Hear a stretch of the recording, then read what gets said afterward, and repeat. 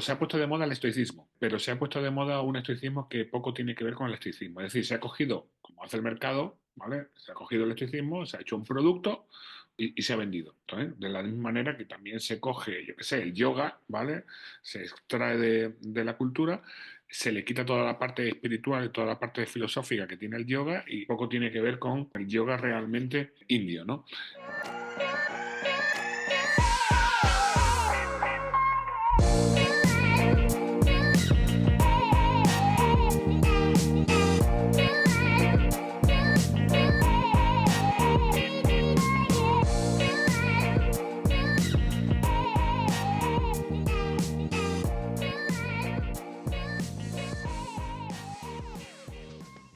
Tres, dos, uno.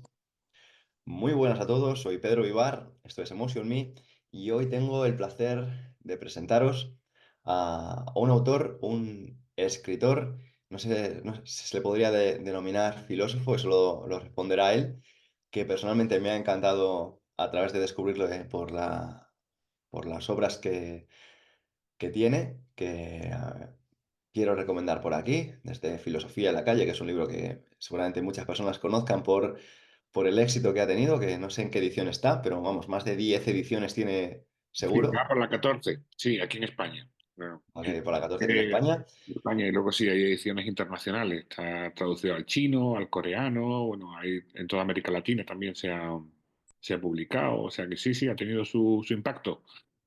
Ujú, Total. Y desde libros como Aquiles en TikTok, que me encanta la originalidad del título, ujú. y, y No me tapes el sol, que es con el que te descubrí yo. Ah, qué bueno, con los cínicos, efectivamente. Bueno, es fácil llegar desde el estoicismo al cinismo, aunque Sí, justo sí, sí, el sí. camino es justo al revés, es decir, el estoicismo nace del cinismo. Pero bueno, ya hablaremos de eso. Total, total. De hecho, tengo muchas ganas de que nos hables de esto, porque, claro, esto está está muy de moda ahora, un poquito. Yo creo que a nivel de tendencia, en cuanto dentro del nicho que estamos, de personas que consideramos que está de moda, Ujú. realmente yo no he escuchado todavía a un presidente de gobierno citar a Marco Aurelio.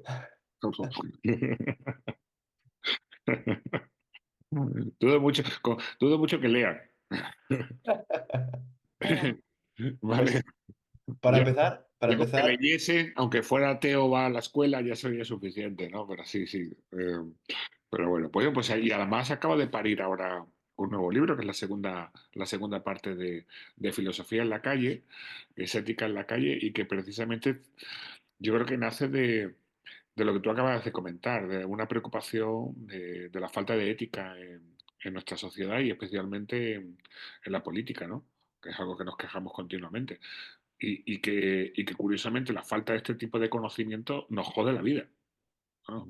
Que la gente no tenga esa intuición ética de lo correcto y lo valioso en la vida, pues el problema es que al final terminamos pagando los terceros, ¿no? Y como suelo decir que este libro, el de Ética en la calle, es un libro que no se leería ni en el Ventorro ni en la Chalana, ¿no? A mucha honra. eso parece que ese tipo de libros dudo que se lean, pero mucho menos que se apliquen. Así que vamos a por un poco el guioncito que tengo Venga. pensado, porque no me quiero dejar nada. La verdad que normalmente me gusta fluir, pero sí que es cierto que aprovechando el invitado que tengo, quiero que él nos responda una serie de preguntas que tienen difícil respuesta, pero más que yo, seguro que nos acercas. ¿Qué es filosofía, Eduardo? Vale, pues la pregunta me gusta mucho porque eh, sé que te gusta mucho el deporte. Bueno, pues también fíjate que si preguntásemos qué es el deporte, pues depende de quién se lo preguntemos, pues nos dan una definición, aunque todas tienen algo en común, ¿no? Eh, yo te voy a dar varias que a mí me gustan para que la gente normal, el ciudadano medio, pueda llegar a entenderla. Porque para empezar, la filosofía, cuando nació, era una práctica popular. Es decir, de la misma manera que pues ir al gimnasio hoy en día es una práctica popular, o el running, ¿m? Pues hacer filosofía era un ejercicio, curiosamente, de los primeros hombres libres de la historia, de los ciudadanos. O sea que ya aquí hay una pequeña conexión interesante, ¿eh? Era un ejercicio, ¿vale? Y era practicado por los primeros hombres libres de la historia. Eh, Precisamente por eso me gusta decir que la filosofía es un ejercitar el pensamiento, una gimnasia del pensamiento. De la misma manera que entendemos hoy en día y valoramos la importancia de tener un cuerpo sano y fuerte, y para ello pues accedemos al deporte, usamos los diferentes deportes para poder ejercitarnos y también la gente, bueno, pues incorpora dentro de su rutina, en el día a día, pues incorpora ese momento de ejercitar el cuerpo. Pues la filosofía es un ejercicio mental, ¿m? Para fortalecer precisamente, primero nuestro pensamiento y luego, muy interesante, nuestra voluntad. ¿Eh? Nuestra voluntad. ¿M? Y Y luego perdóname también, perdóname que haga un apunte. Has dicho que es mental y, y yo te pregunto, ¿sería solo mental o podríamos llevarlo también a una faceta, ya sé que suena algo más esotérico, espiritual? no, no, no, totalmente. De hecho, fíjate, joder, qué bien, te veo puesto, ¿eh? Eh, Uno de los grandes filósofos que ha estudiado la filosofía en la antigüedad, como era la filosofía en la antigüedad, que es Pierre Hadot, mm, pues que por cierto estudió muy profusamente a Marco Aurelio y es el que mejor, Ujú. si alguien quiere Murió en entender, 2012. sí, efectivamente, y si alguien quiere entender efectivamente de qué va realmente el estoicismo, que lea Hadot, ¿no? Pues, pues habla que la filosofía, efectivamente, en la antigüedad eran ejercicios espirituales. ¿Eh? Es decir, si con el deporte lo que hacemos es ejercitar nuestro físico, ¿eh? La parte material de nuestro ser, con la filosofía lo que hacemos, con los diferentes ejercicios filosóficos, que hay muchos y que además podemos... De hecho, yo tengo en mente un próximo libro que se trataría de una tabla de ejercicios filosóficos, intentando recuperar los ejercicios que hacían estoicos, epicúreos, cínicos, la propia Academia de Platón, ¿vale? Pues recuperarlos, ¿no? Pero efectivamente, esa parte espiritual, porque por ejemplo la filosofía también educa las emociones. Ujú.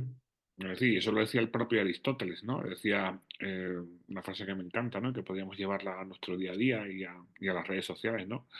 Decía que enfadarse es fácil, muy fácil, ¿no? Pero enfadarse con la persona adecuada, en el momento adecuado, con la intensidad adecuada y con las palabras adecuadas, pues eso es bastante más difícil. Y eso se entrena, y es lo importante. ¿Mm? Ya en relación a esto, Séneca también decía que la tristeza muchas veces es pereza, porque no hay nada más fácil a veces que estar triste, no requiere de ningún esfuerzo cognitivo. O sea, si tú te Sí, sí, dejas caer, al final acabas bajando los brazos y venciendo de la gravedad. efectivamente. Y además es curioso porque la palabra que deviene la melancolía, que siempre fue considerada como una enfermedad en la antigüedad, y melos, la palabra melos, eh, curiosamente es con la que empieza la Ilíada. ¿M? Y yo creo que está mal traducida, porque todos conocemos cómo empieza la Ilíada, ¿no? Canta o musa la cólera de Aquiles. Entonces traducimos melos por cólera, por enfado. Entonces como parece que Aquiles se enfada y decide entonces no luchar, ¿no? Porque se enfada con su líder, ¿no? Pero hay otra lectura bastante interesante, porque melos también efectivamente significa tristeza. ¿Eh? Entonces parece que Aquiles ha asumido una gran tristeza que le ha llevado a la apatía, ¿no? Y le ha llevado a la quietud, ¿no? De la que solo le saca, por cierto, la muerte de su amigo, ¿no? Pero efectivamente vemos al mejor de todos los guerreros sin hacer absolutamente nada. No solo eso, sin hacer lo que realmente es. ¿Eh? Es algo triste para todos ver a un Aquiles que no es lo que tiene que ser. Aquiles, ¿no? Y es la tristeza la que le ha paralizado y le ha robado su esencia y su dignidad. ¿Mm? O sea que sí que estoy de acuerdo con esa lectura que hace. Pero todo ello efectivamente lo alcanza la filosofía. Por eso también otra definición que yo, esta es mía. Yo suelo hacer de la filosofía, yo suelo decir que la filosofía es un examinar la vida, ¿m? Es un pensar la vida y vivir el pensamiento. Es decir, son las dos cosas. Eh, Porque también estamos hartos de grandes discursos que luego no se viven. ¿M? De tal manera que la filosofía tiene que hacerse al atardecer, ¿eh? Cuando uno ha vivido, ¿no? Primum vivere deinde filosofare, primero vivir, luego filosofar. Es decir, es al caer el día, es cuando examinamos la vida eh, y nos preguntamos por ella, intentando indagar qué es lo valioso y cómo se debe vivir, pero luego efectivamente lo ponemos en práctica. Es decir, la filosofía tiene que ir acompañada sin duda de una praxis, ¿eh? Luego uno tiene que tener los arrestos, la valentía para, para encarnar el pensamiento. ¿Mm? Y haces un apunte muy bueno en tu libro, creo que, corrígeme, el de No me tapes el sol, Ujú, porque diferencias a los filósofos desde antes antes de Hegel, creo, en los que según al final, según lo que hacía Diógenes Laercio, era estudiar la vida de los filósofos que vivían acorde a unas ideas. ujú. Y posteriormente, digamos, los filósofos más actuales, contemporáneos, lo que hacen es disertar, pero no vivir conforme a ciertas ideas. Efectivamente. Tú me preguntabas al principio, bueno, y no sé si él se definiría como filósofo, por supuesto, ¿no? De hecho, yo escribo en El País y firmo, me hizo mucha gracia porque al final lo conseguí con mi, bueno, con mi jefe ahí en El País, ¿no? Mi firma es filósofo y bético, ¿eh? Luego hablaremos del bético, y lo considero también una filosofía de vida, pero bueno, luego entramos, ¿no? Mm, Vale. A ver, filósofo es el que filosofa, el que hace filosofía. Luego ya la hará bien o la hará mal, ¿eh? De tal manera que cocinero es el que cocina y deportista es el que hace deporte, ¿vale? Y luego ya habrá deportistas profesionales y deportistas amateurs, ¿no? Y como te decía, la filosofía es que llega un momento determinado, sobre todo a partir del siglo XIX, en Alemania, con Hegel, en el que de repente se reduce la filosofía, ¿vale?, a la academia y se identifica al filósofo con el académico. Es decir, parece que decir que uno es filósofo significa que es profesor de filosofía en una universidad. Y esto es absurdo, ¿vale? Esto es como si redujéramos, no sé, el deporte a, Al que lo enseña. sí, efectivamente, al que escribe sobre objeto, pero todavía peor, al que escribe sobre deporte, ¿vale? Al que hace un discurso sobre el deporte, ¿no? El propio Plutarco tiene un texto magnífico en el que nos dice efectivamente que la filosofía es una forma de vivir, es una forma de vida. ¿M? Hay una forma de vida filosófica. Entonces dice él, bueno, a ver, por tanto, el que quiera aprender filosofía, bueno, puede ir a los libros para ir un camino mucho más rápido, porque la filosofía de verdad, la filosofía no está en ninguna clase, no está, diría él hoy en día, en ninguna universidad. O la gente cuando dice, quiero aprender filosofía, ¿a qué universidad me apunto? Yo recibo muchos mensajes también por redes sociales de gente que me pide efectivamente que está deseosa de hacer filosofía, de acercarse a la filosofía y me pregunta que qué grado universitario estudia. No es necesario, ¿eh? El propio Plutarco te lo diría. Dice, coño, que la filosofía anda por las calles, ¿eh? Que la filosofía está encarnada precisamente en Sócrates, ¿eh? Es esa vida socrática, ¿eh?, que luego siguieron todas las escuelas, la que, la que, la que yo creo que mejor encarna, y lo dice el propio Plutarco, la filosofía. Es decir, observa cómo vivía Sócrates, ¿eh?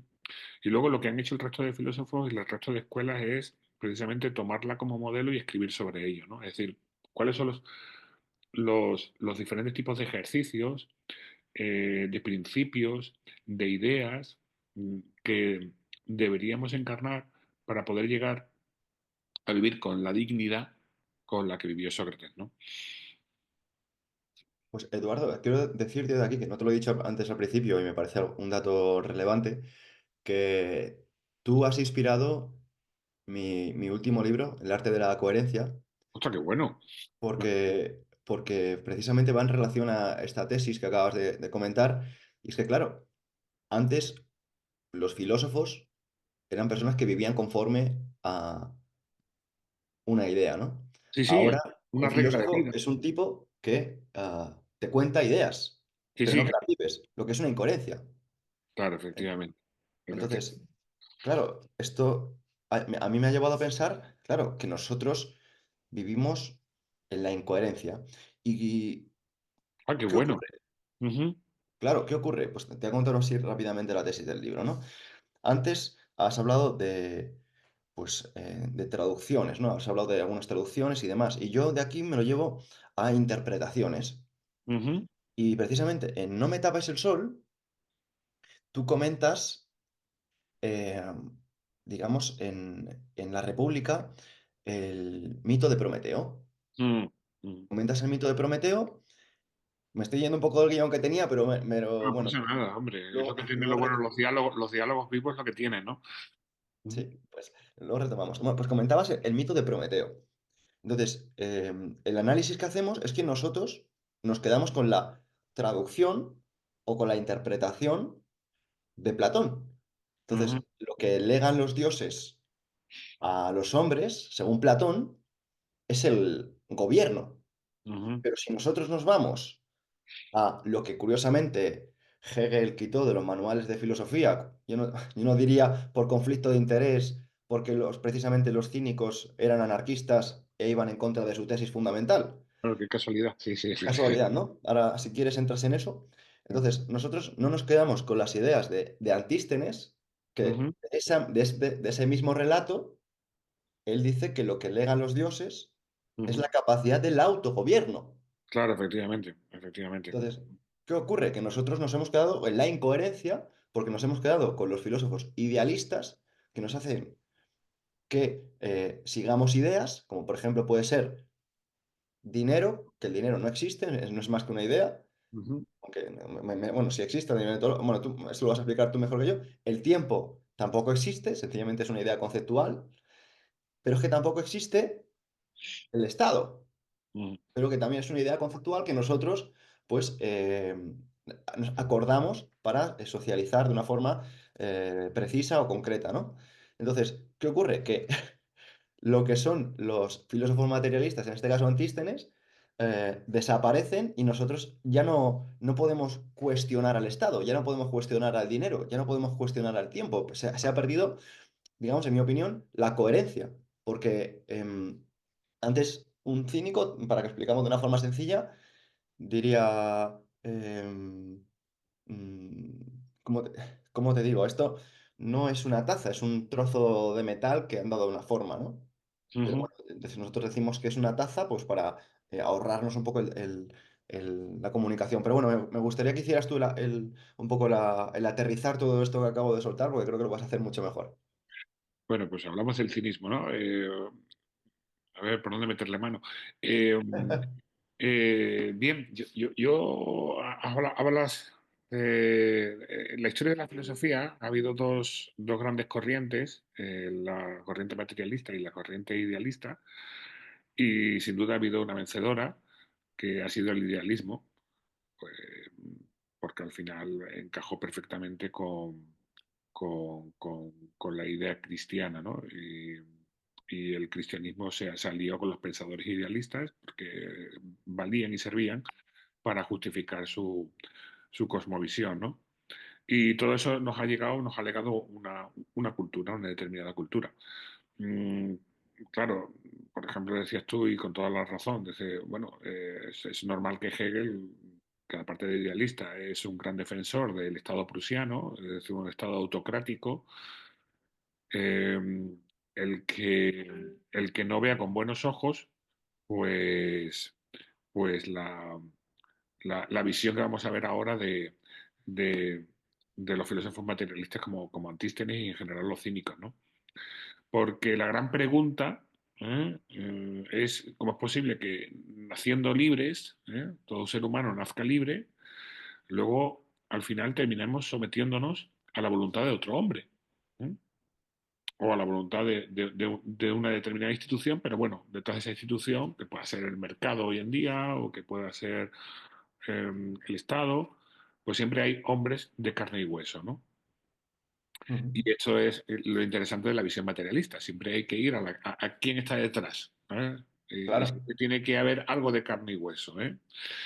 Pero bueno, efectivamente los cínicos se dieron cuenta de algo interesante, y es que la felicidad, la vida que merece la pena ser vivida, la vida que nos hace disfrutar más de la vida y ser más nosotros mismos, es una vida en la que no establecemos dependencia, y esta es la clave. Es decir, por eso decía lo del autogobierno. eh, lo importante es no generar dependencias. Y fíjate cómo desde que nacemos vamos estableciendo servidumbres voluntarias. ¿M? A través desde que firmamos una hipoteca hasta que a través de las redes sociales buscamos el, el beneplácito de los demás, ¿no? Lo único que hacemos es generar dependencias, ¿no? Del mismo consumo.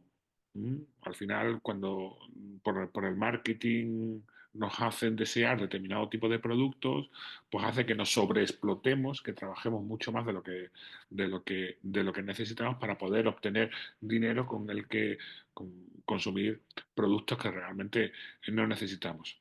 Entonces, la clave para el cinismo es ir rompiendo las cadenas que nos someten. ¿Mm? E ir dependiendo solo y exclusivamente de uno mismo. ¿Mm?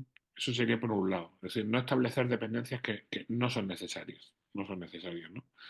Y esto se puede llevar en el día a día. Es decir, coño, pues, ¿para qué si eh, si esto no, se establece además incorporando la austeridad, pero la austeridad como un medio para la libertad. Es decir, si dos móviles me van a dar mm, eh, el mismo uso, ¿no?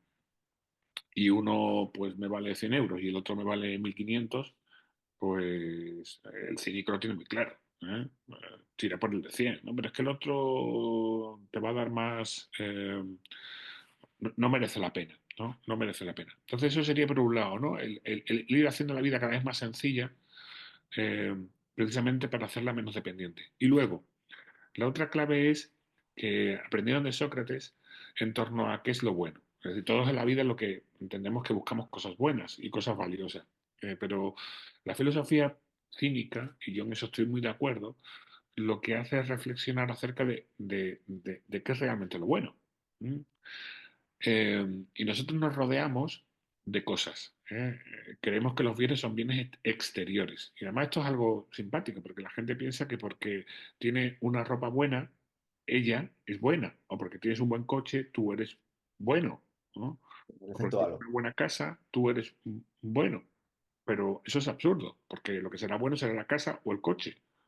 No tú. Tú no eres mejor que otra persona porque tengas un coche mejor que ella. ¿Mm? Ujú. De tal manera que realmente lo que nos hace buenos son los bienes interiores, Total. que E incluso curiosamente haciendo un apunte, son incluso haciendo un aquellos. apunte, incluso haciendo un apunte para que para que quede más claro, asociamos que alguien es bueno por su puesto de trabajo, por ejemplo, un policía o Pero un médico. eso es absurdo. Es absurdo. Es absurdo porque lo puedes perder en cualquier momento. Totalmente. Entonces, no es eso. Hay una anécdota muy simpática de un cínico, discípulo también de Sócrates, ya mayor, se había convertido en un gran sabio y el gran filósofo de su ciudad, y de repente, bueno, pues un tirano, que no tiene una connotación negativa en el mundo antiguo, ¿no? Un líder, Ujú.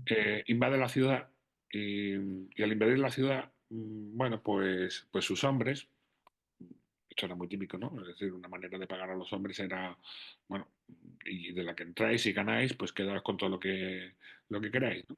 Pues los hombres entran en la casa del filósofo y arrasan con todo y se lo llevan todo, ¿no? Entonces el tirano, cuando se entera de lo que han hecho sus hombres, se muere de vergüenza. Madre mía, han entrado en la casa de este. Y, y se acerca y le dice, oye, mira, perdóname, pero hazme una lista con todos los bienes que te han quitado mis hombres, que te los devolveré. Y la respuesta me parece magnífica. Le dice, tranquilo, porque no me han quitado ningún bien, porque no me han quitado mi virtud. Claro, los bienes, lo que un cínico y un filósofo entiende como bien es precisamente las virtudes, es decir, la valentía, la libertad, la dignidad. Eso no te lo puede quitar un hombre. A ver, un hombre te puede quitar el coche, te puede quitar tu puesto de trabajo, te puede quitar bienes exteriores. ¿Ah? Bueno, pues los bienes exteriores, y esto es interesante, ni quitan ni ponen a una vida feliz. Te pueden hacer la vida más cómoda. ¿Ah? Pero es cierto que hay gente que tiene una vida digna. ¿Mm? Que la palabra felicidad habría que definirla bien, ¿no? Pero bueno, porque no es como la entendemos hoy como se entendía en el mundo antiguo, ¿no? Pero lo cierto es que esos bienes exteriores te pueden hacer, como te decía, la vida más cómoda, más confortable, pero también es cierto que encontramos gente que no, sin tener esos bienes exteriores, tienen unas vidas que deseamos. Es decir, me gustaría ser como ese. ¿Eh? Y al revés, hay gente que tiene bienes exteriores a mansalva, ¿vale? Y que son gente a la que no te querrías parecer en la vida. ¿Eh? Sí, de hecho, hay una cosa que es súper clara y es Diógenes jamás se quiso acercar a Alejandro y en cambio Alejandro se quiso acercar a Diógenes. Claro, efectivamente, ahí está la clave. Porque ¿quién tenía bienes? Te acercas a aquello que te atrae. Y lo que te atrae precisamente es algo que tú consideras que tienen de alguna manera un bien. Entonces lo que dices tú, es decir, Diógenes no veía ningún, no le interesaba a Alejandro porque no veía ningún bien ahí en el tirano. En cambio, el tirano sí que veía un bien en Diógenes. ¿Y qué es lo que veía? Efectivamente, la absoluta libertad. ¿No? La absoluta libertad. Y Y ese momento tan clave y tan icónico de cuando Alejandro le ofrece, desde su poder absoluto, le ofrece que pida lo que le dé la gana, lo que pida lo que quiera, ¿no? ¿No? Esto nos puede recordar también a cualquier escena a una escena del Padrino, ¿no?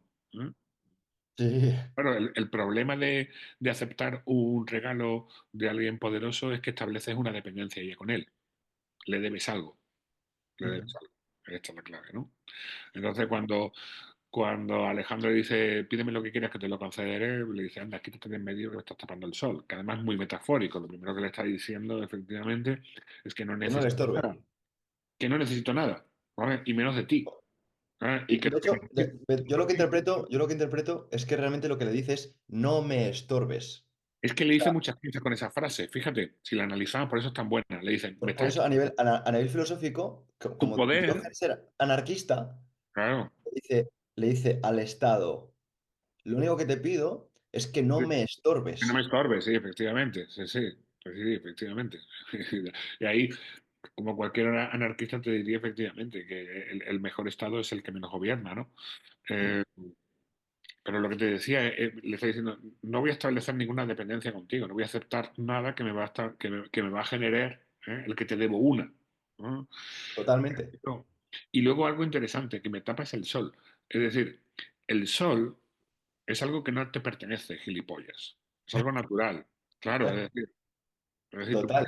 puedes gobernar sobre la Tierra, pero no sobre los rayos del sol. Total, es que eso a mí El me sol es parece, tuyo, el como, sol como es acabas de mío. apuntar, subliminalmente una serie de mensajes.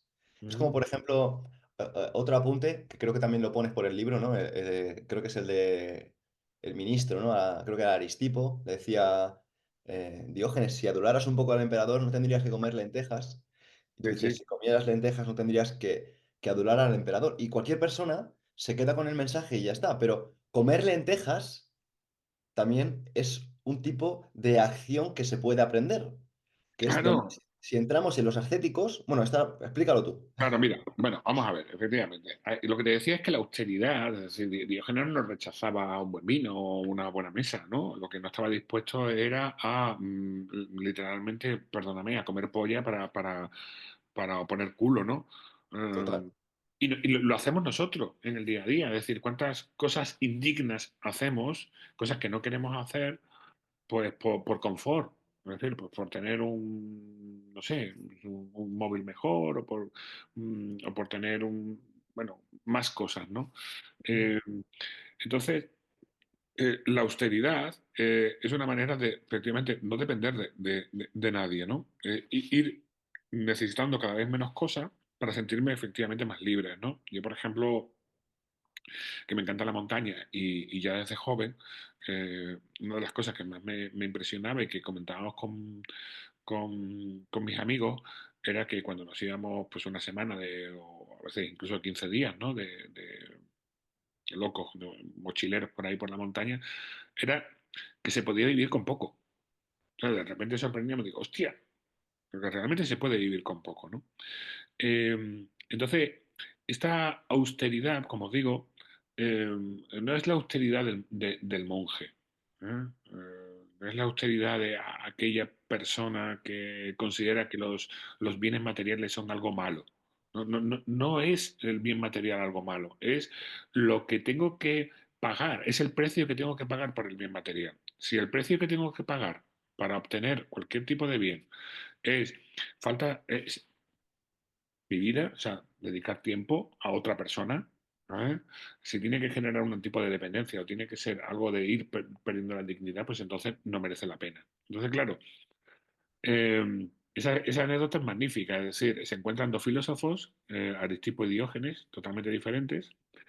Diógenes se cuenta de varias maneras, ¿no? Sí. Eh, Diógenes está, a veces, me gusta la parte esa que está limpiando unas verduras, pero la palabra está mal traducida, es unas hierbas comestibles, o sea, no son verduras de que la ha ido a comprar en la verdulería, sino hierbas De aquella silvestres, manera. hierbas silvestres que se pueden comer, ¿no? Pues a lo mejor un cardo o lo que sea lo está preparando. Y Aristipo está saliendo del palacio del tirano, ¿no? Y es curioso porque efectivamente Aristipo era alguien que no contradecía nunca al tirano, como muchos intelectuales, ¿no? Que, Sí. bueno, que efectivamente trabajan para su señor. ¿Eh? Muerda la mano que te da de comer. Sí, y son, lo único que hacen son meros transmisores de la ideología de su señor, ¿no? Y a cambio, efectivamente, Aristipo, como le gustaba mucho la buena mesa y el buen vino, pues efectivamente perdía su dignidad y su libertad de pensamiento y su libertad en general por comer bien, ¿no? Y entonces, al ver a Diógenes, pues le dice eso, le dice, joder, Aristipo, digo, perdón, joder, Diógenes, ¿no? Si aprenderas a hablar, ¿por qué? Porque lo que hacía Diógenes es que te decía la verdad a la cara, que era una de las virtudes cínicas. Es decir, el cínico La parresia. entendió, la parresia, efectivamente, que uno tenía que ser honesto, ¿vale? Y que tenía que decir la verdad a la cara, sobre todo a la gente que tenía poder, ¿no? Entonces él, cuando se encontraba con un tirano que era estúpido, pues si era estúpido le decía, tío, lo que acabas de decir es una estupidez, ¿vale? Y si era corrupto, pues le decía, tío, eres una persona corrupta. Pero claro, ningún tirano quería a Diógenes en su mesa. ¿Mm? Entonces le suelta eso. Le dice, joder, si aprendieras a tratar bien a los tiranos, si aprendieras a adular a los tiranos, pues entonces podrías comer tan bien como yo. Y la respuesta de Diógenes me parece magnífica. Dice, y si tú aprendieras a comer de manera sencilla, ¿vale? Que se puede comer de manera sencilla, se puede vivir efectivamente sin grandes lujos, ¿eh? Pues entonces disfrutarías de algo mucho más digno que es precisamente la libertad. Porque, Eduardo, desde mi opinión, creo que nuestra sociedad ha malinterpretado algunos conceptos y me gustaría que me corrigieras o que lo explicaras en caso de que estuvieras de acuerdo, que son, por ejemplo, el concepto cínico. El concepto cínico creo que está súper mal interpretado. Ujú. Ahora, pues, pues si quieres puedes hablar de la damnatio memorae. Sí, sí. Y luego también el concepto autarquía, que parece que el concepto autarquía solo se asocia a los estados, ya jamás se asocia a un individuo, Ujú. aunque un individuo pudiese aspirar, como Diógenes, en este caso, a la autarquía. Ujú. Bueno, pues efectivamente, la palabra cínica o cínico, pues es una palabra que se ha tergiversado con el paso del tiempo, ¿no? Y no es casualidad. Hoy en día, cínico, curiosamente, significa lo contrario de, del significado que tenía en su origen, ¿no? Totalmente. Hoy en día, si le llamas a una persona cínica, pues le está llamando que es bueno, porque es una persona que hace el mal conscientemente, que es un hijo de puta y que no se arrepiente en absoluto de lo que está haciendo, una persona falsa, una persona mentirosa, ¿no? Y el cínico era justo lo contrario, ¿no? Lo iremos viendo, ¿no? La palabra cínico, kinei, mira, proviene de kinei, que significa literalmente perro relativo al perro, que por cierto era un insulto, es decir, bueno, muy parecido hoy en día. Hoy si te llaman hijo de perra, pues no suena muy bien, ¿no? En el mundo griego, si vemos los textos antiguos, vemos la Ilíada o la Odisea, pues nos vemos que cuando un héroe está muy enfadado y quiere insultar a alguien, pues le llama perro, perro. Y lo peor, ya, lo peor sería pulga de perro, ¿no? Eso es lo- Sí, o sea, como los antiguos cómics de españoles. es curioso porque, ¿por qué lo de perro? Vale, los griegos se sentían civilizados. ¿Mm? Pertenecían a una civilización, una educación que se adquiría por educación muy superior, frente a los pueblos a los que lo llamaban, efectivamente, de viene la palabra bárbaro, ¿no? Los pueblos bárbaros, los salvajes, efectivamente. Incluso por debajo de los pueblos bárbaros y pueblos salvajes estarían los animales. ¿No? ¿De acuerdo? Y, y el perro, pues es un animal que aunque vive en la ciudad, pues efectivamente contradice el nomos, contradice las normas sociales, no sigue las normas sociales, ¿no? Es un incivilizado. ¿Mm? Por tanto, a estos filósofos que vivían no siguiendo las modas ni siguiendo el mainstream, sino siguiendo lo que les dictaba su razón, ¿m? Pues muchas veces lo que hacían era contradecir, ir a la contra, de lo que hacía la gente. De hecho, hay una anécdota muy famosa en la que está todo el mundo saliendo del teatro y Diógenes está entrando, pegando codazos, ¿no? Y la gente dice, pero Diógenes, ¿qué hace? Y dice, bueno, pues lo que hago con mi vida, ¿no? Ir a contracorriente. ¿No? El filósofo se ir a contracorriente. Bueno, pues la manera, sobre todo efectivamente cuando Diógenes insultaba, cuando decía la verdad a la cara, cuando le decía al rey, el rey va desnudo, pues una manera de insultarlos, ¿no? Era, era llamarlos perros, perros, ¿no?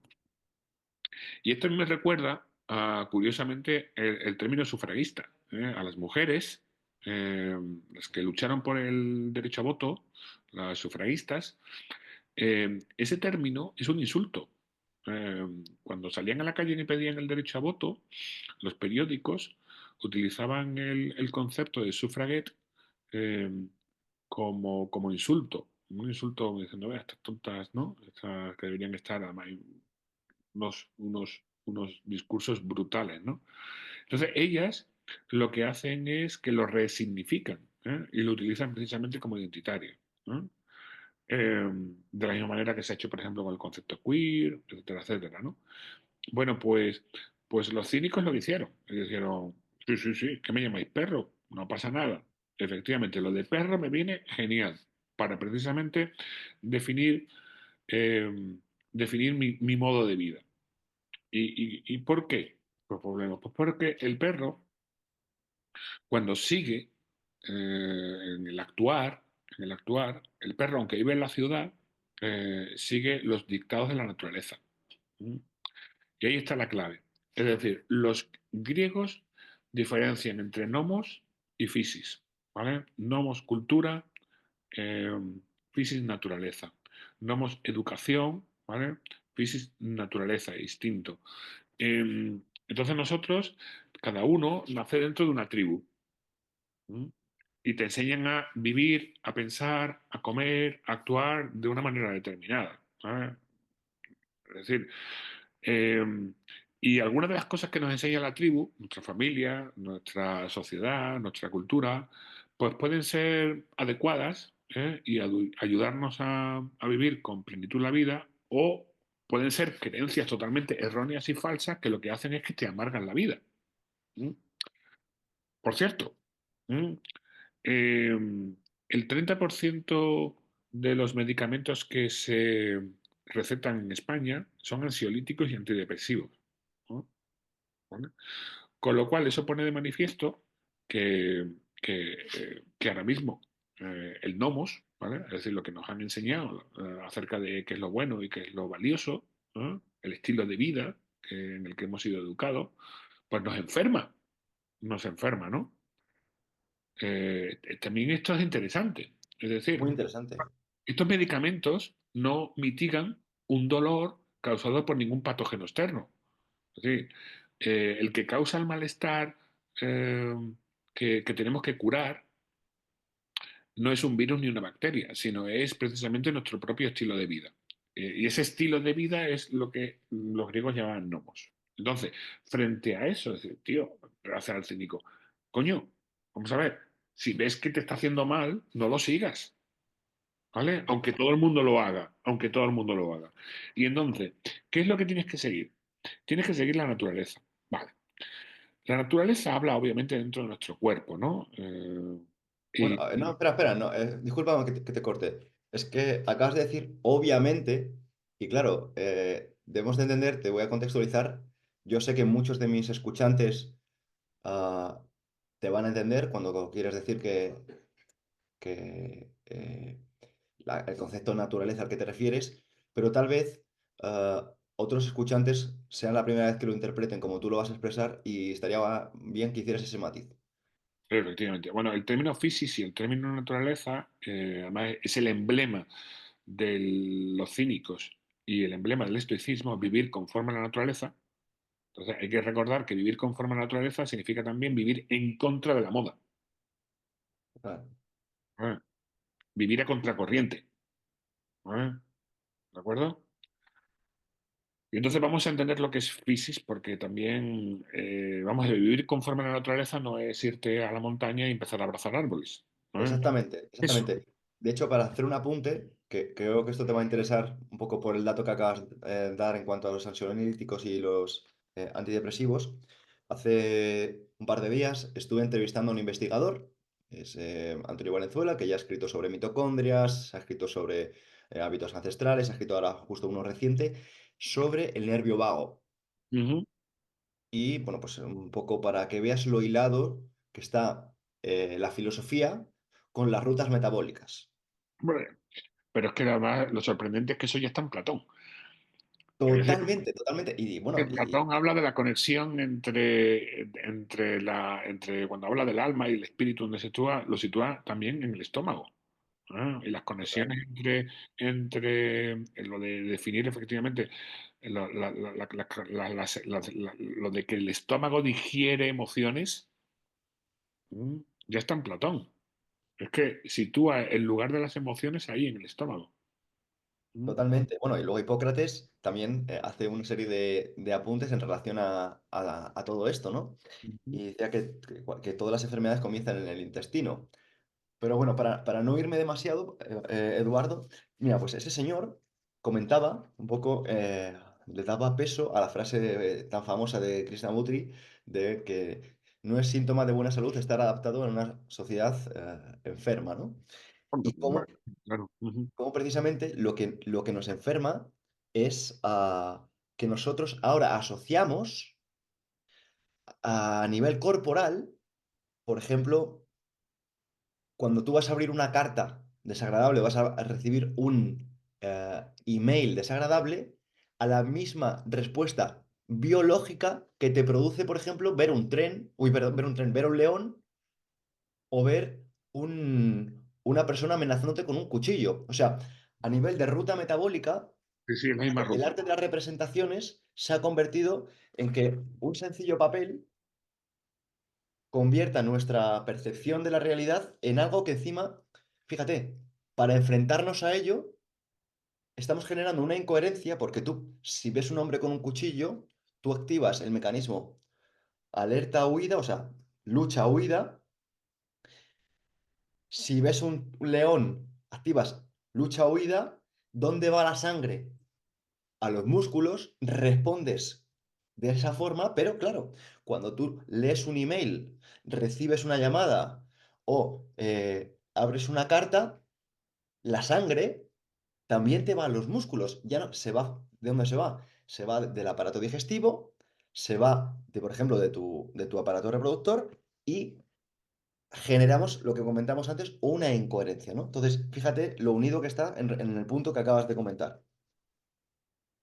Mira, el otro día hablando de, bueno, luego volvemos con el concepto de naturaleza, pero es que me has recordado, el otro día hablando con mi carnicero, me gustó mucho, él es muy deportista, y entonces me comentaba que con la crisis de 2008, que de repente, eh, bueno, pues tenía una ansiedad tremenda provocado por lo que tú estás diciendo, que todo el mundo hablaba de que se iban a quedar sin puestos de trabajo, de que todo iba a ir muy mal, etcétera, etcétera, ¿no? Y él se fue de vacaciones a Praga, ya las tenía planeadas, y decía, me hizo gracia, decía, yo como, claro, como no hablo inglés ni hablo nada, pues entonces estuve una semana totalmente, no podía encender la tele, no podía escuchar la radio, no estaba, ¿no? No me llegaban esos mensajes, ¿no? Eh, y de repente la ansiedad desapareció. Y entonces él hizo, y esto lo voy a conectar con lo de vivir conforme a la naturaleza, él hizo una reflexión muy buena, de manera intuitiva. Dijo, coño, si quiero estar bien en España, lo que tengo que hacer es estar en España como he estado en Praga. Entonces, desde entonces cogió, y, flipante, vendió la tele. ¿Eh? Dice, no volví a ver televisión. ¿Sabes? Bueno, y fue incorporando una higiene, ¿no? Dentro de su vida. Y ahí está la clave. Es decir, fijaros, los cínicos dicen, los animales ya tienen un dispositivo interior que les dicen, el instinto, qué es lo que les conviene y qué es lo que les malogra. Un perro sabe lo que tiene que hacer para poder sobrevivir y vivir bien una vida perruna y qué es lo que le viene mal, ¿vale? Eh, y, y- y entonces la clave está en que Y es coherente, es coherente, o sea, que es coherente con ese sigue su mecanismo. instinto. Pero dice, es que además los hombres no solo tenemos eso, sino que además tenemos un dispositivo superior, que es la razón. ¿Mm? De tal manera que podemos pensar y examinar qué es lo que debemos hacer y qué es lo bueno y qué es lo valioso. ¿No? Por tanto, vivir conforme a la naturaleza es estar continuamente pensando, filosofando, ¿vale? Examinando la vida, ¿vale? Y ¿vale? Hacer las cosas no porque lo siga todo el mundo, no porque sea lo que me han enseñado, no porque sea lo que he sido educado, sino porque realmente es aquello que me hace crecer como persona, ¿no? Y Entonces, ser coherentes al final. claro, pero ser coherente con tu ser, efectivamente, con tu ser humano, con tu Claro, ser porque al humano. final nos alejaríamos del concepto, como has mencionado antes, que extrajo, por ejemplo, Pierre Hadot de los estoicos, de la ¿No? disciplina del juicio. O sea, Efectivamente, ahí está. Ese es el juicio. Es decir, empezar a trabajar el juicio, a juzgar, ¿no?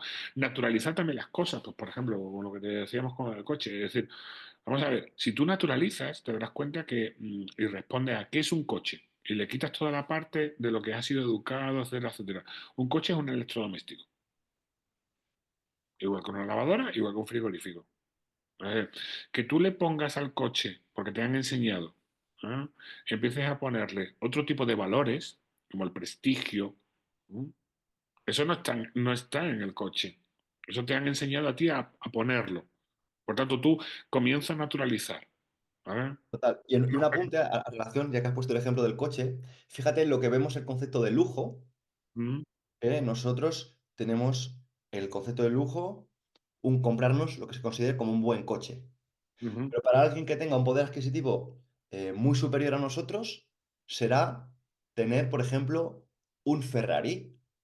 Sí, Pero sí. alguien que tenga un concepto de lujo superior aún, dirá, no, no, no, para mí un concepto de verdadero lujo no es tener un Ferrari o conducir un Ferrari, es tener un Rolls Royce porque yo no conduzco, a mí me llevan. Entonces, fíjate cómo volvemos a darle otra vuelta para entender que lo único que hay aquí es una manipulación de las ideas y cómo, por ejemplo, volver a todo lo que has dicho antes de los cínicos, de Diógenes, cómo estaría mirándoles a todos con cara de, estáis locos y no os habéis dado cuenta.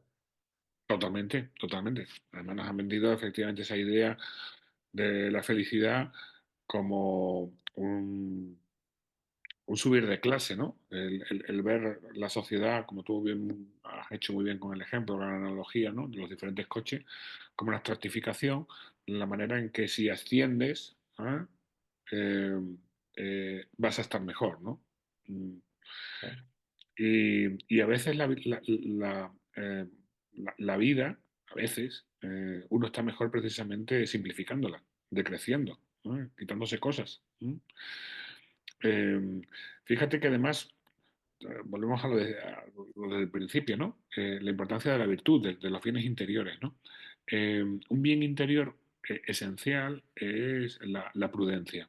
Y la prudencia es una sabiduría que se va adquiriendo con el tiempo, se va adquiriendo primero con un continuo examinar la vida, pero también se va adquiriendo acercándose a personas prudentes y leyendo también, ¿no? Leyendo porque también está ahí en la voz de Séneca y en la voz de Platón, pues, pues está ahí eh, la voz de personas prudentes que ya no están con nosotros, pero que se las puede escuchar, ¿no? A través de Aristóteles. algo, pues, efectivamente. ¿Y la prudencia qué es? La prudencia es saber usar las cosas. Es decir, es que O eh, incluso, o incluso Epicuro, ahora que no lo hemos mencionado, pero también Epicuro podría ser un tipo prudente. totalmente, totalmente, ¿no? De hecho, Epicuro en este caso además busca efectivamente la prudencia, nos exige, es decir, él identifica el bien con el placer, pero dice, pero para poder gozar de los placeres, uno necesita saber cómo, ¿m? Saber usar los placeres. ¿M? Y Por ahora que, tanto, y ahora que he mencionado Epicuro, perdona que te corto otra vez, Eduardo, desde la perspectiva que te he comentado al principio del podcast, hay una tendencia de la filosofía estoica muy creciente, pero que también, en mi opinión, muchas veces al malinterpretarse o al ser tan limitada, genera un bueno, eso conflicto. no es estoicismo, efectivamente. Vamos, Muchas gracias. se ha Ahora, puesto de ahora, si moda. quieres, ahora si quieres lo desarrollas, pero quiero decir que lo que sucede muchas veces es que critican incluso a la filosofía epicúrea en este caso, ¿no? Le critican como que perseguir el placer, como que esta gente son unos hedonistas, ¿no? Y creo que muchas veces es la limitada entendederas que tenemos muchos lo que provoca precisamente esto. ¿Podrías hacer un Bueno, ejemplo? la falta de lectura, que no es tanto una cuestión de inteligencia. Vamos a ver, si a poco que uno lea Epicuro, pues se dará cuenta de que no da que ver con. Vamos a ver, Epicuro no es un tío que vaya por ahí defendiendo que a follar o follar que el mundo se va a acabar. ¿Vale? En absoluto. Si un hombre que su mayor lujo en la comida, cuando le escribe a un amigo, le dice, oye, por favor, tráeme un tarrito de queso y unas aceitunas. Hombre, vamos a ver, si ese es el concepto de banquete para, para Epicuro. O sea que no es eso. ¿Vale? Cierto, se ha puesto de moda el estoicismo, pero se ha puesto de moda un estoicismo que poco tiene que ver con el estoicismo. Es decir, se ha cogido, como hace el mercado, ¿vale? Se ha cogido el estoicismo, se ha hecho un producto, ¿vale? Y se comienza y se ha vendido. Y luego vamos a analizar ese producto, ¿eh? De la misma manera que también se coge, yo qué sé, el yoga, ¿vale? Se extrae de la cultura, se le quita toda la parte espiritual y toda la parte filosófica que tiene el yoga bueno, te vas a Estados Unidos y efectivamente lo que la gente que está haciendo yoga en Estados Unidos poco tiene que ver con el yoga realmente indio, ¿no?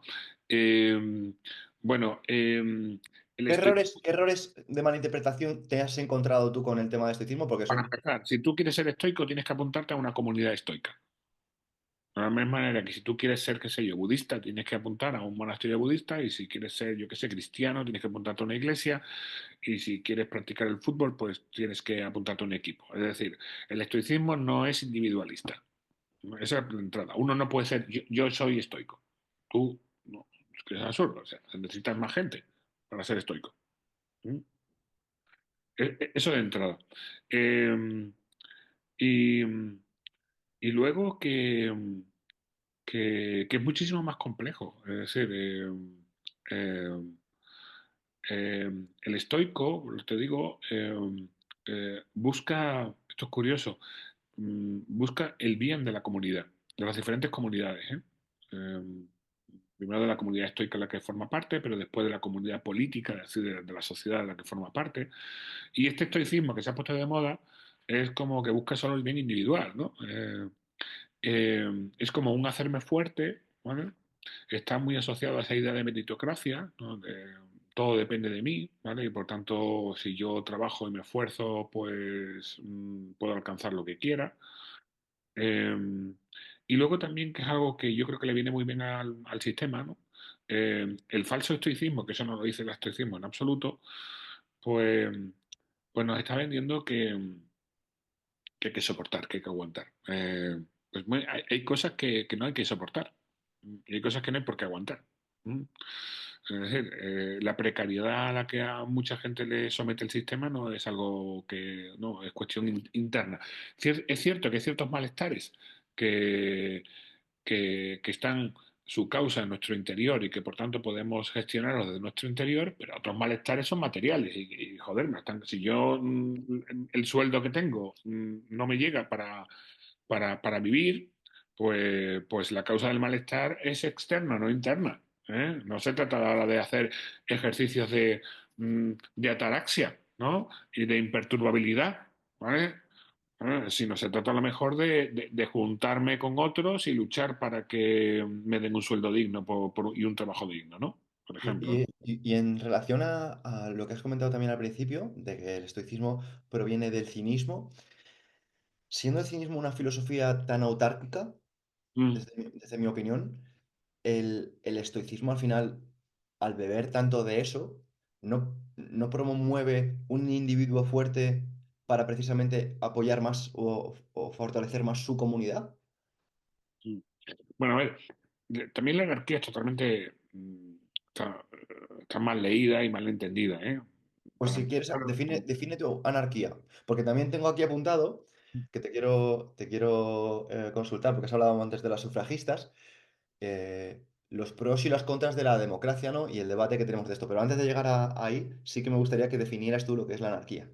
bueno, para empezar, es un término negativo, con lo cual Entendido de forma negativa. no, me refiero que es que A significa no y Kratos gobierno, ¿no? Por tanto, sabemos lo que un anarquista no quiere, pero no sabemos lo que propone. Es más, los anarquistas no se llevan a sí mismos anarquistas. Es decir, ningún anarquista, tú te defines por lo que quieres, ¿no? Por lo que propones, ¿no? En este caso, políticamente. ¿Cuál es tu? Vale, está muy bien lo que rechazas, ¿vale? Es como si digo que yo no soy sevillista, ¿vale? Pero, bueno, ¿y entonces qué eres? Pero, vale, ¿pero qué eres, no? Vale, muy bien. Entonces, de hecho, ellos se llaman libertarios. ¿Mm? Sí, Libertarios. los anarquistas de libre mercado. Luego ya ahí hay mucho, efectivamente, muchos libertarios y muchas clases de libertarismo. ¿Eh? Bien. Pero fíjate que el anarquismo, yo creo que se ve muy bien en una película maravillosa que se llama La ciudad sin nombre. Magnífica, ¿no? Que nos habla de, si no la has visto, te la recomiendo. Tienes a un Clint Eastwood ahí muy jovencito. Además es una película musical y te ves a Clint Eastwood cantando y dices tú, coño, hasta cantar lo hace bien el hijo puta, ¿eh? Eh, Genio. y bueno, es la fiebre del oro. Ajá. Entonces, eh, es un grupo de hombres que llega a un lugar buscando efectivamente el oro y llega a un lugar en el que no ha llegado el gobierno, no, no ha llegado el Estado. Entonces, eh, lo hace todo lo que hay ahí, la ciudad entera la construyen ellos. ¿Mm? La construyen ellos y se organizan entre ellos. ¿Vale? Es decir, no hay un poder externo y exterior que venga a organizarlos. Son ellos mismos los que se organizan. Por tanto, la anarquía no es desorden. No, no, no, no, no, no. Claro que La había, madre de Dios. claro que había normas. Claro, pero lo que pasa es que las normas eran horizontales, eran asamblearias. Es decir, eran ellos que habían decidido vivir juntos los que decidían las normas de esa comunidad. No era un agente exterior y externo el que venía, ¿vale? Porque, porque Kratos efectivamente, ¿vale? Anarquía, Kratos, que está en monarquía, aristocracia, ¿vale? Siempre estamos hablando de quiénes son los que tienen que poner y organizar la vida civil. Entonces, esta gente dice, y es lo que está en el fondo de los cínicos, es decir, es que es la propia sociedad civil la que puede organizarse. No necesita que venga aquí fulanito, menganito a decirme desde fuera, a Eso decir, lo hemos visto, Eduardo, lo hemos visto con la Dana, lo que ha pasado en España. por ejemplo, efectivamente, ahí se ha visto un encontronazo entre el Estado y la sociedad civil. Y hemos visto que la sociedad civil efectivamente es capaz de organizarse y el Estado, que nos cuesta mucho dinero, por cierto, es incapaz de hacer aquello que tiene que hacer. ¿Eh? Aquello que tiene que hacer.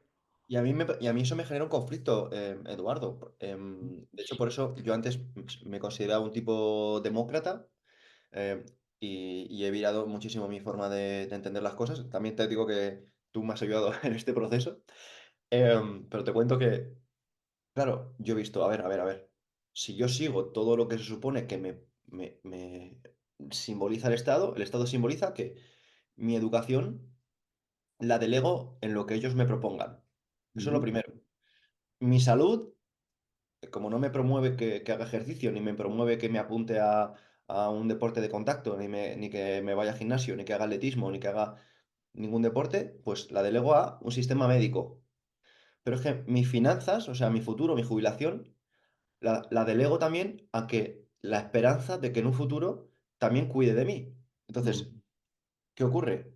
Yo me encuentro con lo que decía Diógenes, ¿no? Al final, Diógenes es, al final, ser autárquico, autárquico en el sentido de, De de gobiernarte a ti mismo. Fíjate, gobiernar a sí mismo. gobiernate a ti mismo. No, no permitas que sea otro el que te gobierne.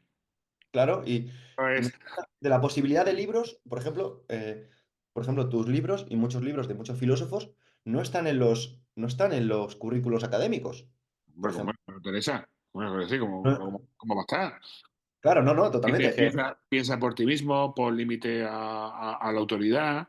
Es decir, totalmente. también se trata, y esto es interesante, es decir, lo que no se trata de que no haya autoridad. Claro, yo entiendo que tiene que haber leyes, que tiene que haber Estado. La cuestión es dónde está el límite.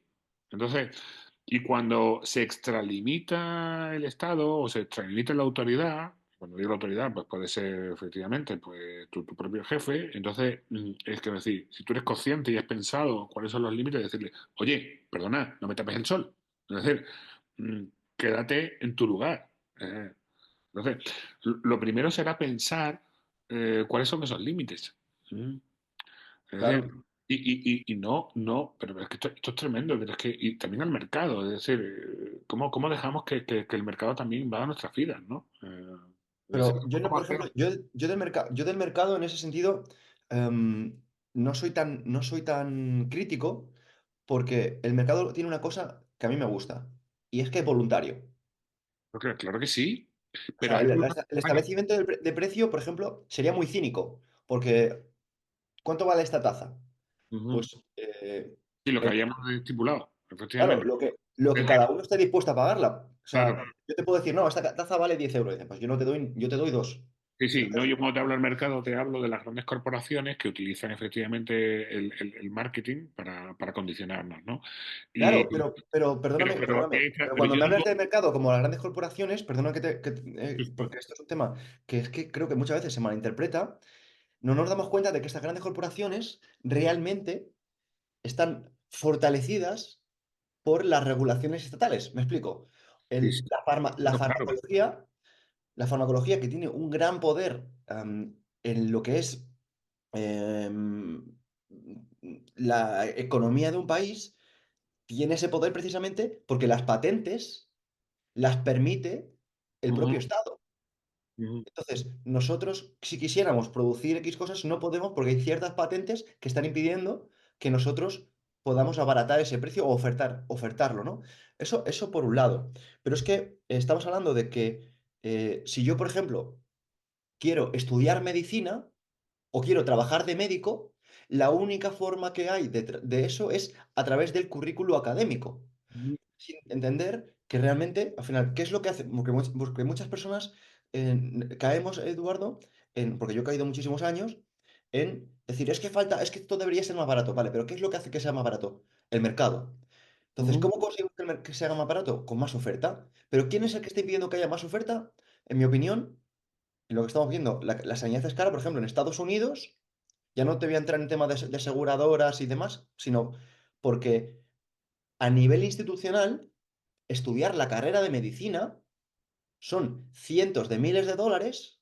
Y que no te lo puedes Entonces, permitir. ¿Mm? claro, por ejemplo, un médico español que se quiera ir a trabajar a Estados Unidos no puede porque hay una barrera estatal que impide que él pueda trabajar, ¿no? Entonces, Sí, pero hablamos de cosas, estábamos hablando de cosas distintas. Estoy de venga, acuerdo vale. totalmente con tu mensaje, vamos. Yo lo que te decía era que el nivel que tienen las grandes empresas, o pequeñas empresas, me da igual, de condicionarnos, al final la culpa la tenemos nosotros. Es decir, Totalmente, totalmente. por eso te digo, marcar los límites. Es decir, chico, si vamos a ver, este instrumento está diseñado, sobre todo lo que tiene dentro, las aplicaciones, cada una de las aplicaciones están diseñadas em, para que yo esté el mayor tiempo posible usándolas, ¿no? Y eso le beneficia a ellos. Por otro lado, la propia aplicación me beneficia a mí en cierto sentido porque me está dando un uso. Pero soy yo el que pone los límites. Es decir, lo que no puedo hacer es que si yo me paso el día entero viendo vídeos de gatitos en YouTube, ¿vale? Que luego diga y me excusen, coño, es que efectivamente esto está diseñado para que yo haga esto. No, me condiciona, pero joder, que no somos una sociedad infantilizada, o no deberíamos serlo. Es decir, se supone que somos adultos y que deberíamos tener autogobierno. Es decir, soy yo, en último término, el que hago uso de esto. Pero para hacer un uso, para tener voluntad sobre esto, uno tiene que ejercitarse. Volvemos a lo mismo. Exactamente. Hay que ejercitar la voluntad. Y por eso, precisamente, en las escuelas antiguas todos los ejercicios que hacen los cínicos, los estoicos, etcétera, etcétera, eran ejercicios que también iban a un fortalecimiento de de la voluntad. Es decir, lo que no podemos hacer es dejar nuestra voluntad a expensas de otros. Y no solo nuestra voluntad, sino también nuestro pensamiento, porque claro, no pensar, que es algo que está muy de moda ahora, pues, pues a lo que lleva es que sean otros los que piensen por ti y que decidan por ti. Y te puedo asegurar que, como decía Ortega y Gasset, lo normal es que piensen contra ti. ¿Vale? Por tanto, Y una cosa, es recuperar las riendas. Ser autárquico es gobernar esto y que no sea esto el que me gobierna a mí. Y a eso me refería con el poder que tiene el mercado al final, por parte del marketing, de, de controlar nuestro consumo, ¿eh? Por ejemplo, y nuestra forma de vida, pero que no le podemos echarle la culpa a ellos. Es decir, es que se trata efectivamente de tomar las riendas, y de ser adultos y de no comportarnos como niños pequeños.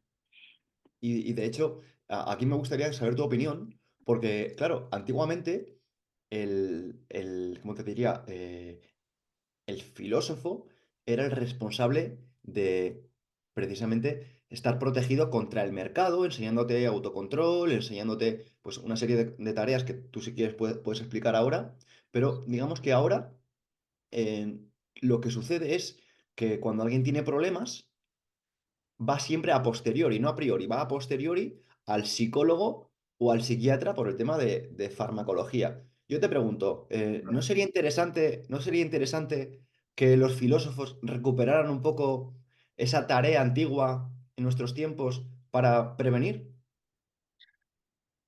Bueno, pues empezar es que yo creo que la filosofía debería ser una práctica cotidiana de cualquiera. Entonces, como te decía, que de la misma manera que todos practicamos deporte, y luego hay profesionales que son la hostia, bueno, pues todos deberíamos ser filósofos y luego habrá filósofos que sean la hostia, ¿no? Pero curiosamente, ese concepto de salud a todos los niveles eh, es muy bueno como ejemplo, ¿eh? Porque fíjate que el gimnasio en la antigüedad era un lugar en el que los ciudadanos, los hombres libres, se encontraban y se practicaba deporte, se acudía a conferencias, se dialogaba y bueno, había una figura interesante que era el que te imponía el régimen de vida, tu entrenador personal, por así decirlo, eh, era aquel que no solo o sea, te adecuaba buscando la salud, porque la salud se entendía que tú no ibas al médico cuando estabas malo, sino que ibas al médico cuando estabas sano para conservar esa salud. ¿Mm?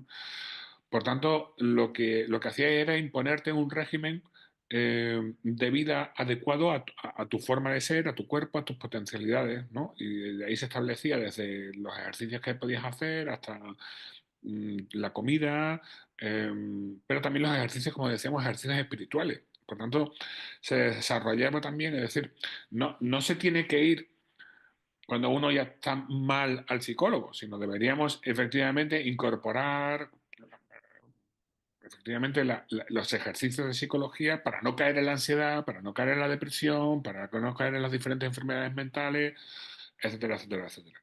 Pues ¿Mm? Eduardo, aquí tengo que decir una cosa que no sé si te va a gustar, Bueno, porque una cosa que ocurre es que desde mi opinión, los filósofos que debe haber ahora, a ti no te voy a incluir en esto porque te he leído, gracias, gracias. los filósofos ahora son unos pusilánimes. O Hombre, sea, no, pero estoy de acuerdo contigo. es que yo lo veo y digo, a ver, si yo, porque yo Eduardo, te quiero Te decir, voy a contar una, sí, no sé si contártelo o no contártelo, pero bueno. A ver, yo tuve en su día la posibilidad me lo ofrecieron, te voy a contar con una conversación que tuve con un amigo. Tuve la posibilidad de trabajar en la academia, ¿vale?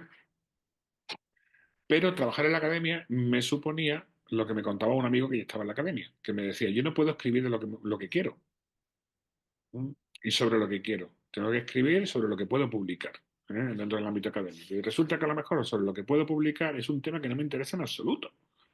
Y al final, los académicos terminan escribiendo papers sobre temas absurdos, sobre temas que ya no son los que nos interesa a la gente, sino que no les interesan ni a ellos mismos. ¿Mm? es que, Eh, es que- de sí, tal es que manera que precisamente tuve que decir, pues no voy a entrar a la academia, ¿ah? Para poder tener la libertad de escribir sobre lo que considero que es interesante.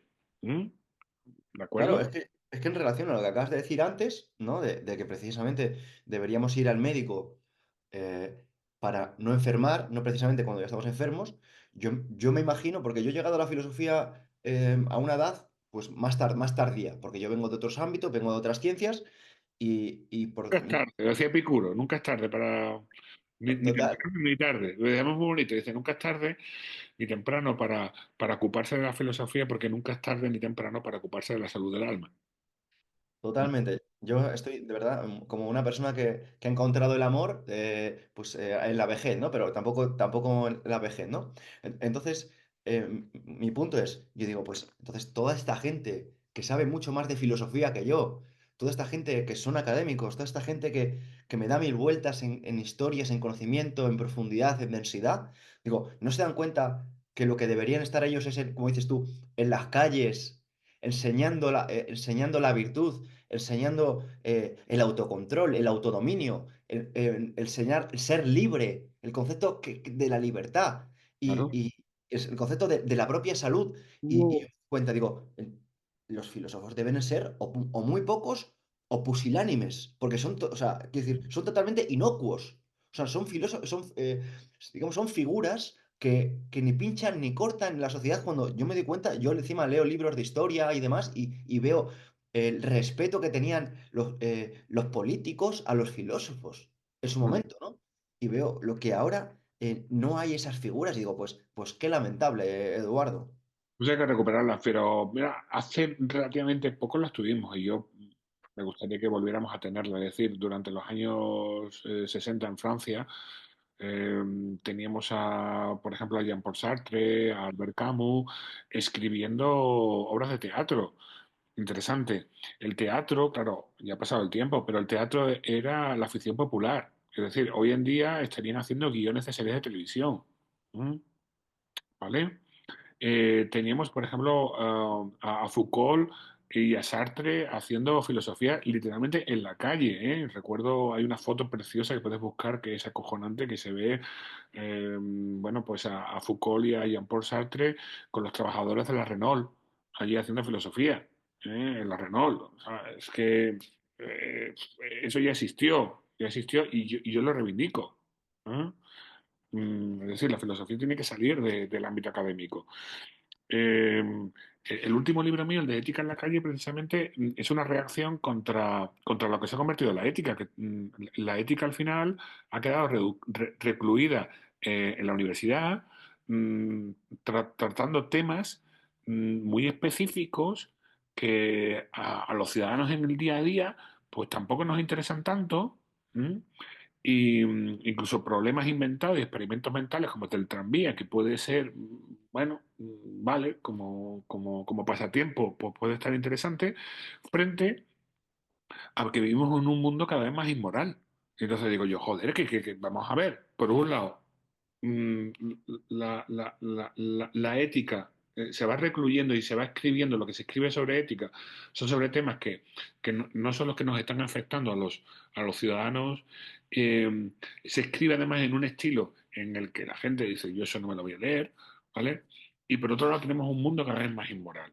Y luego además encima la ética queda reducida a, a los comités de ética, que esto a mí me parece ya horroroso. Es decir, que necesitamos un consejo de sabios que nos diga a gente adulta qué es lo correcto, que nos resuelva nuestros problemas.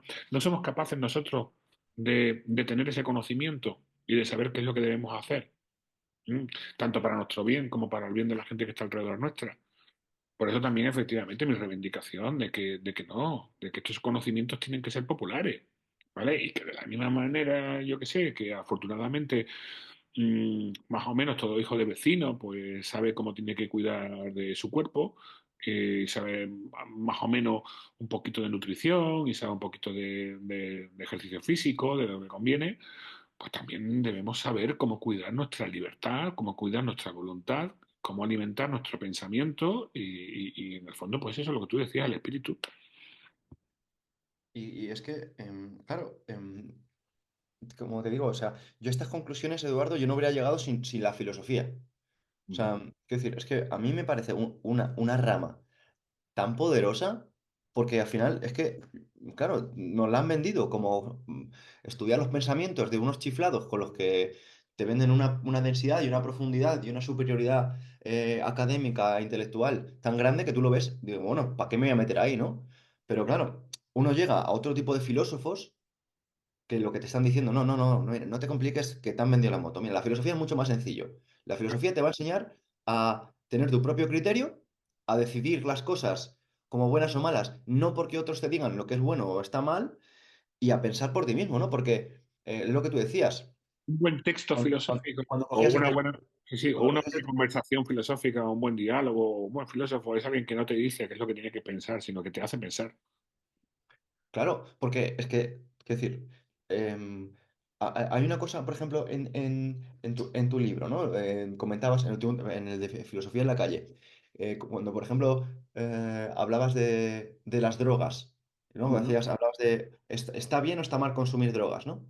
Y claro, yo lo pienso, si lo vemos a la mentalidad cerrada, por ejemplo, son ilegales, pues son malas, yo lo Sí, pienso. efectivamente. Si tú, eso es muy bueno para lo que acabas de poner como ejemplo, para que veamos claramente el nomos y la fisis. Es decir, nomos, por un lado lo que nos dicen las leyes, que son ilegales, y por otro lado lo que también nos han enseñado a través de la educación y la cultura, que obviamente determinado tipo de drogas pues las vemos ya, aunque sean ya no solo por la ley, sino las vemos como algo, determinado tipo de consumos los vemos adecuados y otros inadecuados. Es decir, si tú consumes alcohol, se ve adecuado, ¿vale? No hay problema ninguno, pero si consumes, por ejemplo, hachís, pues eso se ve inadecuado, y no digamos otro tipo de droga. Pero si tú naturalizas, esto es interesante, porque yo recuerdo a Antonio Escotado en una conferencia que dio maravillosa con un grupo de médicos, ¿no? Puso dos moléculas, ¿no? La estructura de dos moléculas en, en la pantalla y eran exactamente iguales, ¿no? Eran muy parecidas, muy, muy, muy, muy, muy parecidas, ¿no? Y entonces, una era la del ibuprofeno y la otra era la del LSD, ¿vale? Entonces, naturalmente son exactamente lo mismo. ¿M? Claro. Y de hecho volvemos a la filosofía clásica. Es decir, el veneno está en la dosis y en el uso Total. Y y en el abuso. cierta dosis de veneno es el propio antídoto. Claro, efectivamente. Claro, claro, efectivamente. Y entonces, Y yo, Antonio y yo Escotado quiero hacer propone una, una cosa. yo quiero hacer un apunte, ¿vale? Porque al final tengo tu libro bastante fresco, entonces lo aprovecho y así seguimos ampliando un poco el debate. Y a mí lo que me gusta de este podcast, aunque pueda ser un poquito caótico, es que por lo menos creo que va a hacer pensar al oyente, al escuchante promedio, ¿no? Y es, las drogas son malas, nos han dicho que son malas, ¿no? Pero yo lo pienso, claro, desde tu perspectiva o la mía, que somos personas sanas, que tenemos nuestro tiempo ocupado, que tenemos nuestros trabajos, que tenemos, pues podemos comprar Y el comprar el hecho de discurso. Bueno, pero también habría que recordar que, por ejemplo, el mayor traficante de heroína en el siglo XIX era la reina de Inglaterra. ¿No? Esa es la historia, claro, es que cuando empiezas a leer te das cuenta y si empiezas a leer sobre cuándo comienza la batalla contra la droga, por qué unas drogas sí, otras no. Y cuando aparece la palabra yonki, que esto lo apunta muy bien Antonio Escotado, ¿no? Por la novela de William Burroughs en Yonki. Claro, claro, claro. Entonces, de repente todo comienza a ser, eh, no te diría decir más claro o más oscuro, ¿no? Pero comienzas a ver que eso es lo que te hace la filosofía, es darte cuenta de que la realidad es compleja. Es mucho más compleja de lo que nos han contado. Es mucho más compleja, ¿no? Entonces, el punto que quiero decir, bueno, para personas sanas, que tenemos nuestra vida pues encauzada, ¿no? Y buscamos el orden, pues podemos percibirla como malo. Pero yo me imagino, vale, y si yo ahora mismo pierdo, imagínate, en un accidente de tráfico pierdo las piernas y un brazo, Ujú, ¿no? Y pierdo la capacidad, o sea, quiero decir, ¿no es acaso esa farmacología algo que obviamente no me va a curar el cuerpo, pero ujú, que me va a poder permitir, con la mentalidad adecuada, obviamente, siempre, experimentar una vida que realmente fuese más allá de las limitaciones que yo vería con mi día a día? ¿Me explico? O sea, sí, sí. pierdo las piernas, pierdo un brazo, soy una persona deportista, soy una persona que me encanta moverme, me encanta viajar. Ahora mismo creo, yo no consumo drogas y por eso hablo de esto de esta forma y no pretendo sentar ningún juicio, ¿no? Sencillamente una perspectiva ¿No de, nunca una cerveza? ¿no? ¿Y si no te has tomado nunca una cerveza? Y si no, una ¿O cerveza, sí. una Coca-Cola? Sí, una ¿O cerveza, una café? Coca-Cola, sí. ¿Llevas café? Sí, mira, aquí tengo un poco de ¿Eso café. es droga? Por supuesto que droga. Y el propio azúcar. Es que ahí está, cuando digo lo complejo, es decir, lo importante es la prudencia. Es decir, la prudencia, como te decía, es ese conocimiento que vamos adquiriendo y que se adquiere efectivamente leyendo muchísimo, estudiando mucho, acerca de lo que me conviene a mí. ¿De acuerdo? Si tú me preguntas, ¿la droga es buena o mala? Pues te diría, no lo sé. Depende de para quién, qué droga, en qué momento, en qué circunstancias. Claro, porque la morfina pues depende. Depende de la persona, del caso, del momento. Incluso la dosis puede ser, para una persona puede ser mala y para otra persona puede ser buena. Entonces, lo que no podemos hacer es guiarnos por principios totalmente categóricos. La droga es mala, ¿vale? La droga es buena. ¿Para quién? ¿En qué momento? ¿En qué circunstancias? Es decir, lo que sí que es bueno es lo que tú acabas de afirmar, es decir, la salud. La salud. ¿Ah? Entonces, esa es la vuelta a la tortilla, es decir, lo que es bueno es la salud. Y entonces lo que tengo que ver es cómo conservar mi salud y cómo efectivamente mejorarla, ¿no? Claro, porque contemplamos la salud únicamente nuestra perspectiva occidental desde un punto de vista material. O Ah, sea, claro, sí, sí, efectivamente. no nos vamos a lo que has comentado antes, a la fisis, ¿no? No Sí, sí, al alma. ujú, efectivamente. Curiosamente, una de las definiciones de filosofía más antiguas era precisamente el cuidado del alma, ¿vale? La salud del alma, la terapia del alma. ¿Eh? Es el propio Epicuro, ¿no? Esto yo creo que te va a gustar, el que, el que identifica por analogía al filósofo con el médico. Entonces dice que el médico se encarga de la salud del cuerpo y el filósofo se encarga de la salud del alma. Entonces dice, de la misma manera que una medicina que no cura no vale para nada, pues una filosofía que no te cura, pues tampoco vale para nada, es lo que tú me estás diciendo. Es decir, si yo determinado tipo de autores, determinado tipo de libros, determinado tipo de prácticas filosóficas, a mí no me vale para nada, son simplemente ejercicios intelectuales vacuos, Chicos, ¿vale? O de palabra, pajas mentales, como a veces dice la gente, y con toda la razón del sí. mundo. ¿Esto qué cojones es, no? Pues entonces eso no vale para nada. Pero que eso no valga para nada no significa que la filosofía no vale para nada. Significa que esa filosofía no vale para nada. Claro, es que caemos en que yo tengo una tesis y es Ujú. que, claro, desde que apareció Internet se está democratizando el conocimiento. Entonces, ahora todo el mundo tenemos acceso a los ¿Sabes lo libros. que te hace la información? El Vale, conocimiento. venga, es cierto, Sí, sí. exactamente, eso es Bueno, mucho más preciso. Se está democratizando la información. ¿Qué ocurre? Que con tanta democracia de información, en mi opinión, ahora lo que sucede es que se está diluyendo el buen conocimiento, Ujú, porque aparece mucha más información y lo que era útil tiene menos porcentaje. ujú, Menos porcentaje porque aparece más información. Pero como tú dices, de pajas mentales, de historias que son vacías, de retóricas banales, ujú. pero De errores, de falsedades, yo me encuentro de cada... errores, de falsedades, pero las Yo me cosas que nos vuelven encuentro libres. Yo me encuentro unas barbaridades sobre filosofía, que es lo que controlo en internet, sobre todo estas las típicas imágenes, ¿no? Del filósofo tal con la cita de no sé qué. Digo, pero si eso no lo ha dicho fulanito, no lo ha dicho menganito. Pues, por ejemplo, Maquiavelo, citado, ¿no? Mal citado, ¿no? El fin justifica los medios, pero si Maquiavelo no ha escrito eso en la vida, ¿vale? Yo, vamos, eh, mm, doy mi cabeza a quien encuentre esa cita en alguna obra de Maquiavelo, ¿vale? Pero efectivamente, mira, Internet es algo maravilloso. Es la biblioteca de Alejandría, ¿no? Por un lado, ¿no? Pero el problema es que es la biblioteca de Alejandría más, ¿vale? Un montón de mierda. Estupideces. Y entonces, claro, tú necesitas un bibliotecario, alguien que te diga, esto merece la pena y esto no merece la pena. ¿Ah? Y ese es el gran problema. ¿Eh? Pero claro, por otro lado, mira, en un aparatito como este, tan chiquitito, ¿no? Todos tenemos en el bolsillo, pues, acceso al conocimiento. Ahora bien, si tú lo usas, pues qué sé yo, para ampliar tus horizontes, para no mirarte el ombligo, sino contemplar el mundo, ¿no? Para, yo qué sé, desde entender cómo funciona el telescopio Hubble a saber qué es el nervio vago, ¿vale? Que lo puedes hacer. O lo usas para espiar a tu novia o exnovia, perdón, en Instagram, ¿vale? Eso es culpa tuya. Es decir, tú lo puedes usar para ser más libre y menos estúpido o para convertirte en un gilipollas, ¿no? Si lo usas efectivamente, yo por ejemplo me muevo mucho en X, ¿no? Pero me muevo precisamente para seguir a gente que me aporta muchísimo. Lo último que yo haría sería usarlo para dedicarme a insultar a otras personas. ¿Vale?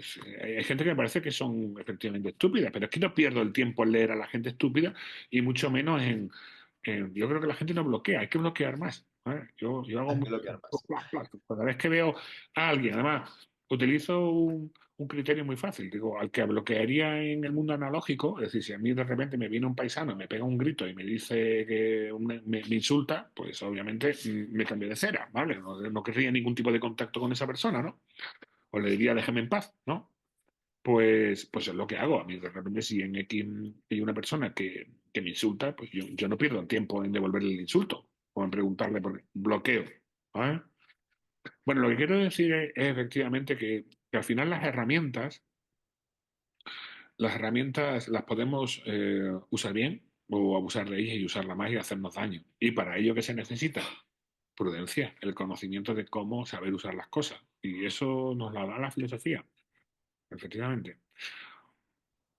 Eduardo, yo te seguiría haciendo un montón de preguntas. De hecho, tengo aquí una serie de cosas, pero soy súper poco partidario de y sé que tú también, de las pantallas.